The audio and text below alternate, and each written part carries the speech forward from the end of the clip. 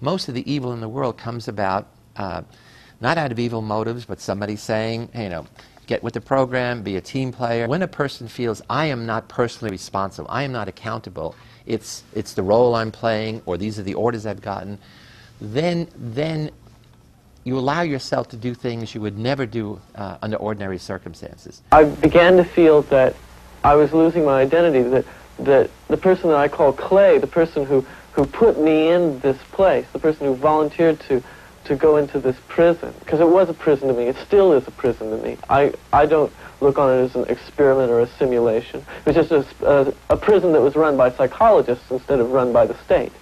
I had really thought that I was incapable of this kind of behavior. I was surprised, I was dismayed to find out that I could really be that I could act in a manner so absolutely unaccustomed to anything I would even really dream of doing. And while I was doing it, I didn't feel any regret. I didn't feel any guilt. It was only afterwards, when I began to reflect on what I had done, that this behavior began to dawn on me, and I realized that this was a part of me I hadn't really noticed before. I feel so up inside. I feel really up inside. You don't know. I gotta go. To a doctor, anything. I can't stay in there. I'm up. I don't know how to explain it. I'm all up inside. Out! Out now! God damn it. I'm up. You don't know. I mean, God. I mean, Jesus Christ, I'm burning up inside. Don't you know? I just can't take it.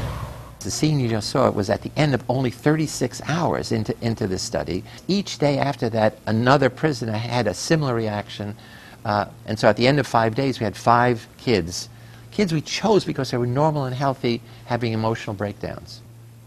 You put a uniform on and are given a role, a job, saying your job is to keep these people in line, then you're certainly not the same person as if you were in street clothes and in a different role. You really become that person once you put on that khaki uniform, you put on the glasses, you take the nightstick, and you act the part. That's your costume, and you have to act accordingly when you put it on. It harms me. Why? I mean harms. I mean in the present tense, it harms me. How did it harm you? How does it harm you? Just to think about it, you mean that people can be like that? Yeah. It let me in on some knowledge that I've never experienced firsthand. I've read about it. I've read a lot about it.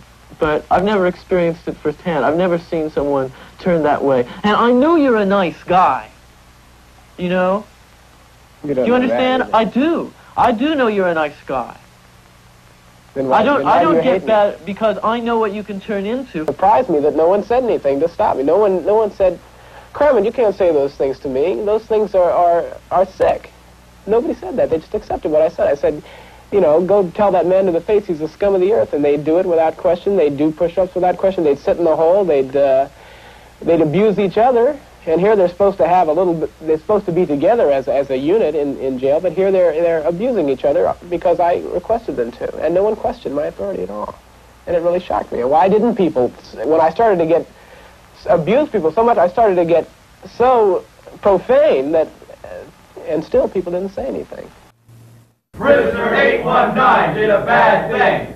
Prisoner 819 did a bad thing. Prisoner 819 did a bad thing. Prisoner 819 did a bad thing. As soon as I realized that 819 could hear this, I rushed to the room where I had left him. And what I found was a boy crying hysterically, while in the background his fellow prisoners were chanting and yelling that he is a bad prisoner and that they were being punished because of him. Because of what prisoner 819 did, my cell is a mess.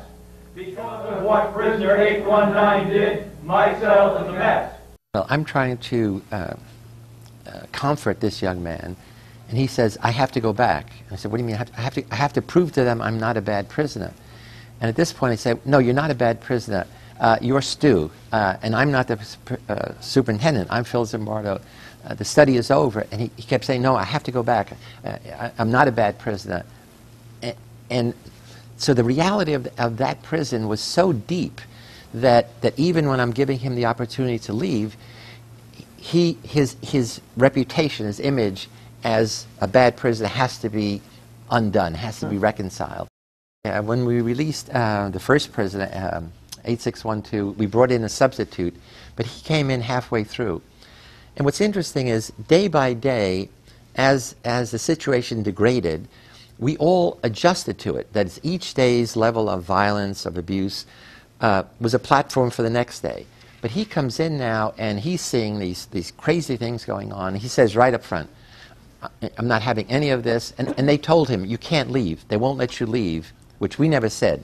In fact, 8612 was the one who told him, they won't let you out. And so he says, I'm going to go on a hunger strike. I'm not going to eat anything. I'll get sick, and they'll have to let me go. And he's a skinny kid to begin with. And the guards go crazy because he's now the symbol of resistance. All the other kids are broken. If they're not having emotional breakdowns, they're like zombies. They're doing whatever the guard said. And for the next 2 days, every guard on every shift, their mission is get this prisoner to eat those damn sausages. They put him in solitary confinement. They make him hold the sausages. And to his credit, he resists. So he should have been the hero. He should have been the hero for the other prisoners. Instead, he becomes a troublemaker. The guards set the other prisoners against him. They said, if he doesn't eat the sausages, you don't get your visiting hours. If he doesn't eat the sausages, you guys don't get your blankets. If he doesn't eat the sausages, we're going to put your blankets in nettles and spurs, and you're going to spend hours digging them out. So they start jumping all over him. Eat the damn sausages. You know, you're ruining our life.